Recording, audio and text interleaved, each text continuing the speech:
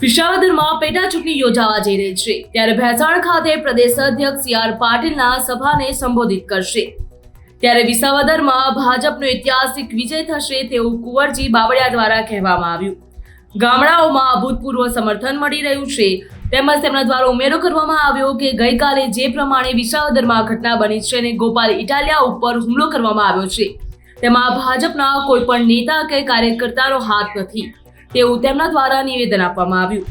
ગઈકાલની ઘટનામાં ભાજપનો કોઈ કાર્યકર હોઈ જ શકે નહીં તેમજ કોઈ હિતનું શત્રુ કામ હોઈ જ શકે નહીં તેવું પણ તેમના દ્વારા કહેવામાં આવ્યું। વિસાવદર ભેસાણ વિધાનસભા મતક્ષેત્રમાં આજે અમારા પ્રદેશના અધ્યક્ષ અને કેન્દ્રીય જળ સંપત્તિ મંત્રી આદરણીય સી.આર. પાટીલજી આ વિસ્તારના સૌ સન્માનનીય પદાધિકારીઓ, કાર્યકરો અને જેમને જિલ્લા પંચાયતની સીટ વાઇઝ અને તાલુકા પંચાયતની સીટ વાઇઝ જેમને જવાબદારી સોંપવાની જેમાં સૌ સનિષ્ઠ અને કેટલાક દિવસથી સતત લોકો વિચારેલા કાર્યક્રમની આજની મીટિંગ છે। આજના આ કાર્યક્રમમાં ખાસ કરીને આદરણીય પાટીલજી એમના ખૂબ લાંબા અનુભવનું સંગઠનની પણ અમને માર્ગદર્શન કરશે। સાથે દરેક કાર્યકરોને જે જવાબદારીઓ સોંપવાની છે જવાબદારીઓ એ ખૂબ સારી રીતે નિભાવે છે પણ તેમ છતાં એ સીટો ઉપર એને ફળ મળે, પ્રોત્સાહન મળે અને જે પ્રકારની ક્યાંય ક્ષતિ હોય તો એ પૂર્ણ થાય એવું સરસ મજાના માર્ગદર્શનના ભાગરૂપે આજે સી.આર. પાટીલજી અહીંયા આવી રહ્યા છે।